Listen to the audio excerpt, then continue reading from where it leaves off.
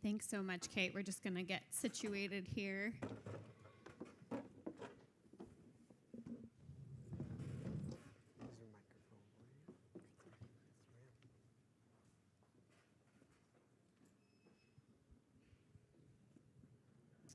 Alrighty, I think we are all ready to go. I'm excited for this conversation. We're going to be talking about crop diversity. So I've got with me here on the stage Claudia Sadoff, who's the Executive Managing Director at CGIAR. And then we're also grateful to have joining us virtually Stefan Schmitz, who's the Executive Director at Crop Trust. Stefan, good to see you. Thanks for joining us. Oh, we can't hear you, Stefan. You might be muted? No. Oh, there you are. No, you're right. Yeah, okay, great.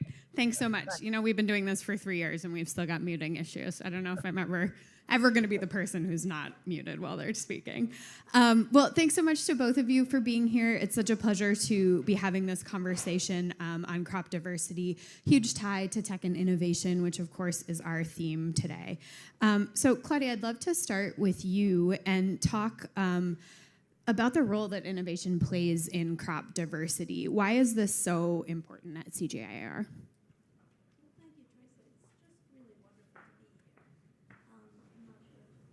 Oh, it looks like we've got a dead mic. We're muted in real life. Yeah.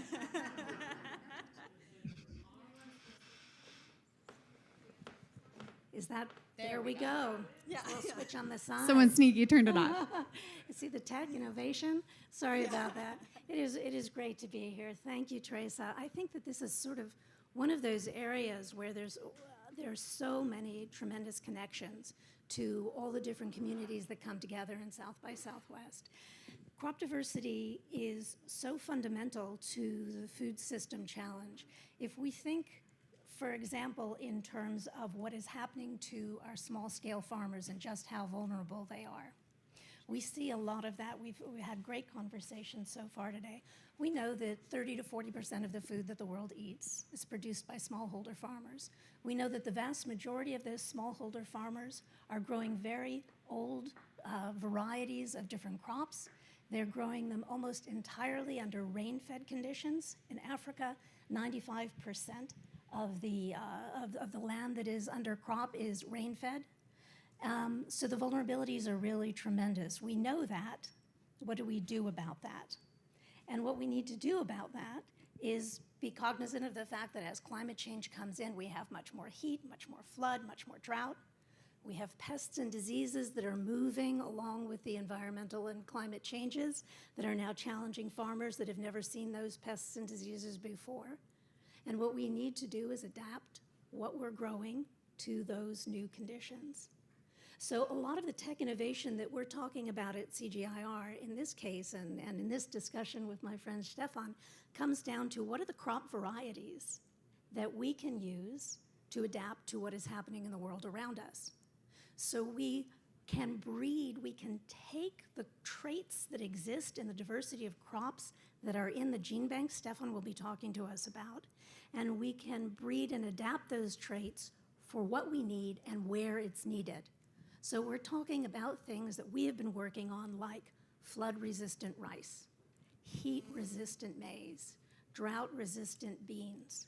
We're talking about different pest and disease-resilient varieties that allow us to use less fertilizer, less pesticides, and have higher yields. And understanding, it was fabulous to see Catherine's maps. Some of us do read them.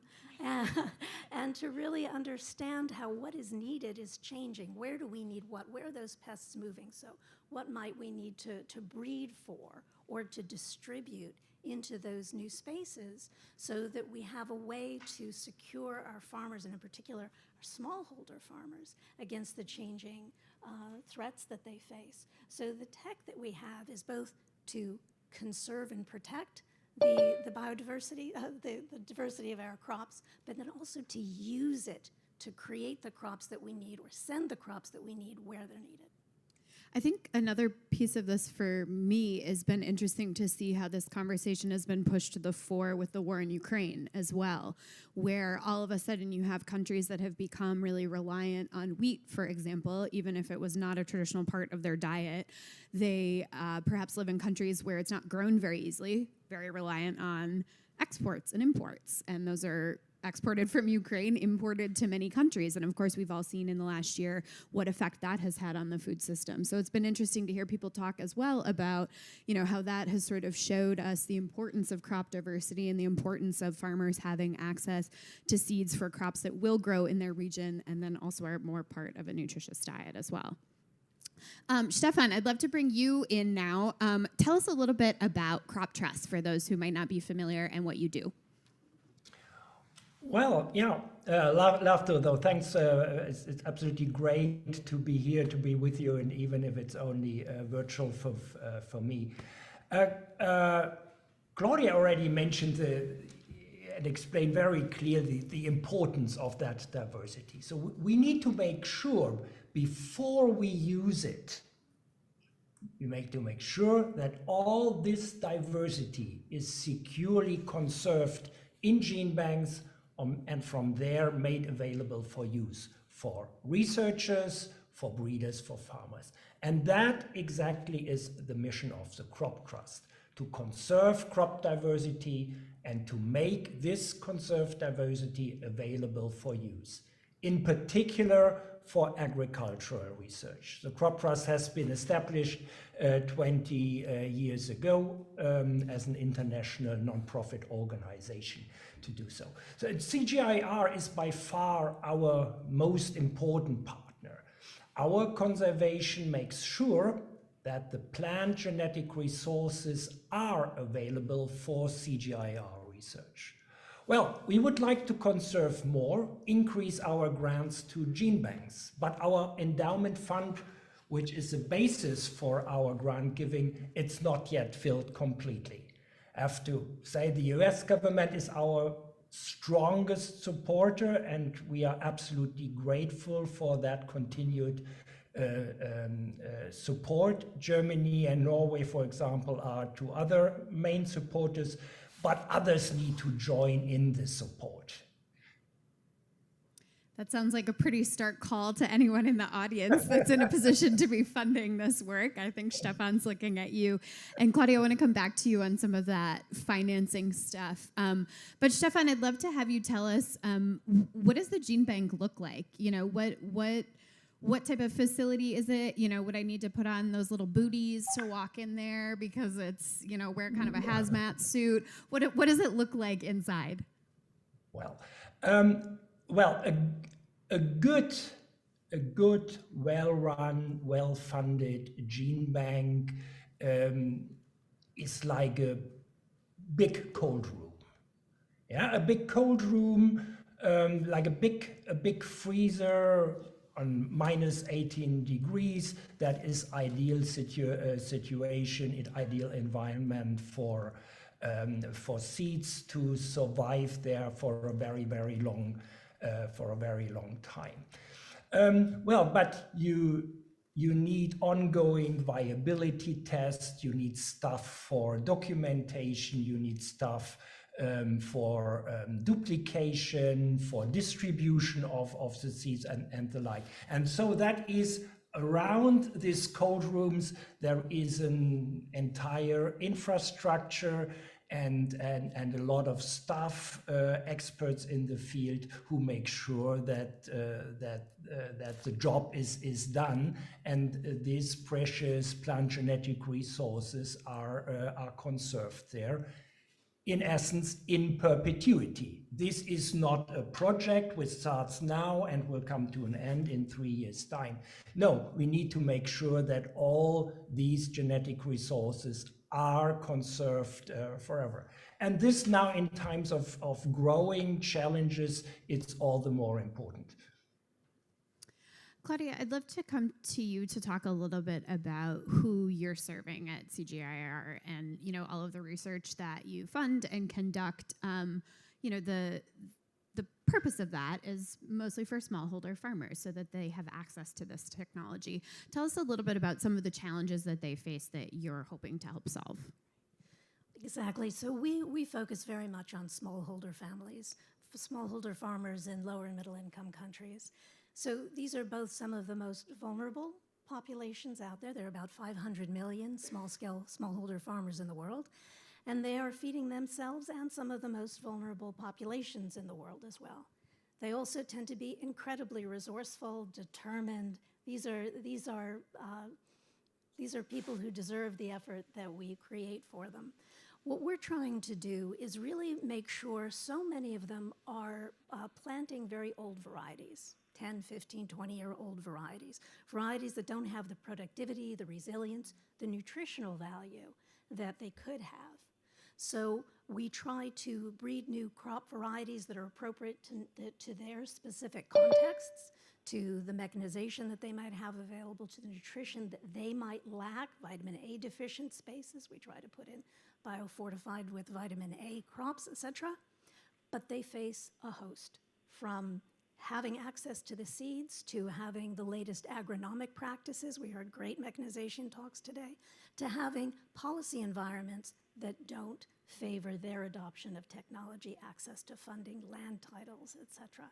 So we try to work across the range of challenges, from the seed to the agronomy to the policy and social environment, that will help these smallholder farmers thrive and feed their communities. Thanks so much. Stefan, I want to talk to you a little bit about kind of the stakes of all of this. You know, you mentioned that, you know, the purpose of the gene banks is to save these forever. Which obviously sounds a little bit dramatic, but I think when we see a lot of the natural disasters happening in the world, how that's affecting farmers, obviously all of the impacts of climate change, you sort of realize what is at stake, and that's food security, our food supply, as well as things that can grow in the environment that the planet is becoming. So how do you look at the importance of your work when it comes to the context of climate change? Yeah. It has been important in the past, and it will become even more important in the future. You already mentioned it. The COVID pandemic disrupted value chain. The war in Ukraine revealed how highly dependent many countries are on food imports. And climate change already today threatens agriculture. So COVID, conflict, climate, these all demonstrates the fragility of our food systems. And by the way, they are not only fragile. For many, many people on this planet, they are not healthy. More than 2 billion people are suffering hidden hunger, suffering micronutrient deficiencies. And food system will become even more fragile and unhealthy if we do not take action. What kind of action? Well, there is no silver bullet. There is no easy solution, but I'm quite sure that the path to transforming our food systems makes two things imperative. That's first, innovation. Well, over 50% of progress in agriculture today can be attributed to creativity and better knowledge. It's agricultural research that makes the difference. And second, more diversity in agriculture. We are losing too much diversity at species and variety levels, but we are losing also genetic diversity. Old economist wisdom tells us don't put all your eggs in one basket. But when it comes to world food security, we are doing exactly this. We are putting all our eggs in one basket. Let's strive now for more crop diversity. There are hundreds of neglected and underutilized crops. Millets, quinoa, cowpea, cassava, guava, amaranthus, macadamia.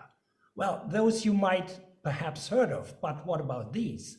Teff, Bambara groundnut, yam bean, spider plant, safflower, Jerusalem artichoke.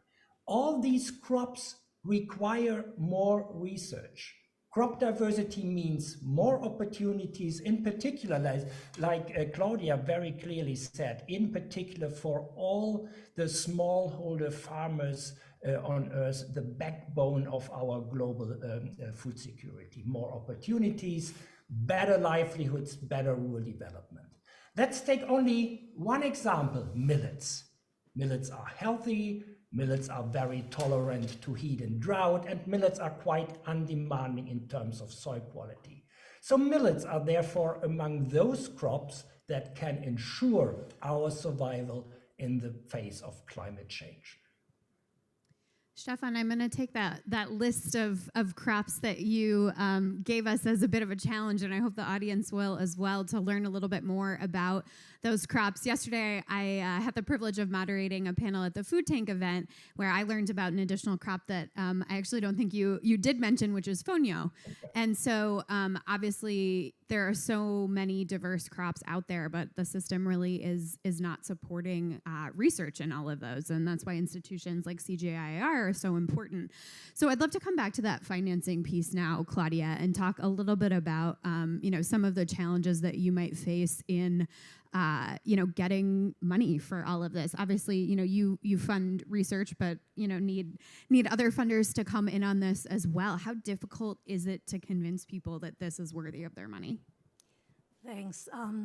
It's actually extraordinary how clear it is that it's important, and yet how we're not seeing it. So even before COVID, we saw for the first time in decades hunger rising for the first time in decades. Then COVID, 150 million more people hungry. And over this same period, the financing for agricultural research and development declined by 10%. And when we talk about these smallholder farmers, which are our favorite group, our mission, 1.7% of global climate finance. And these farmers are on the front line of the climate impacts today. 1.7% of climate finance goes into this space. So the funding is absolutely inadequate to the task. The challenges are rising, 70% more food needed by 2050. Productivity, if we don't change what we're doing, will decline by 10 to 30% by 2100. The nutritive value of those things that we are growing diminish as temperatures rise. All the numbers are saying we need more research and innovation, and research and innovation funding is declining. So it's a very, very, very stark message. Let me make one plug, though, specifically on gene banks. Genetic diversity and preserving the genetic diversity, choose your metaphor. It's the building blocks, it's the intellectual property, it's the fundamentals of our food system. Is this germplasm? What a legacy investment. It's sort of the construct of an open source, patent-free code for crop breeders. This diversity is something we need, and we need to mine it. You'll hear about this later today. We need to use AI to go into these gene banks to find the specific traits that are needed in specific places for specific challenges, and we can do that if we invest in it. That makes me think, here in the United States, we have kind of a political debate, frankly, about genetically modified crops, right? That's kind of taken on a life of its own. And so what do you say to someone who might be resistant to all of this talk and the AI and the technology and going in and doing this breeding? Someone who's saying, this is the opposite of natural, which we're all talking about, going back to traditional crops and stuff, and folks that might be resistant to this because they think it's genetic modification, which it is, but that's become negatively connotated. Well, first of all, the AI is just about figuring out what we have because of the millions of accessions that are available. So the AI helps us understand what's there, what's available to us. And then it's true, crop breeding means different things to different people. Frankly, GMO means different things to different people. But simply knowing what we have and even using traditional breeding techniques is essentially important. What we try to do at CGIAR is ensure that what we're working on and where we're working on it is sensitive and appropriate to those communities, to, of course, those national laws, to international treaties, with respect to all of those important issues, but with an open mind to ensure that we don't leave opportunity on the table when it comes to creating really resilient, nutritive food systems. Stefan, does that topic of GMOs come up for you? I'd be interested in your thoughts on that as well. No, well, I'd like to be very agnostic here, because I clearly see regardless of what direction the world will take, or which direction individual countries will take, whether it's more technology-driven, more industrial kind of agriculture, including all the modern methods that are possible, or whether it's a bit more of a alternative or other way, more towards small-scale farming, regardless of that, they all will, at the end of the day, need this diversity. There is no agriculture without diversity. And so that's would say a political decision. Every country should decide on that, but the only thing I can offer, or we can offer here, is the diversity conserved in gene banks and the agricultural research based on this. Thanks so much, Stefan. I think that's a great note to end on. Just hearing about how this isn't a choice, right? It might feel like one, but it actually is not. And so the work that you both are doing is tremendously important for the future of the food system and crop diversity. So please join me in thanking Claudia and Stefan for joining us today for this conversation. Thank you.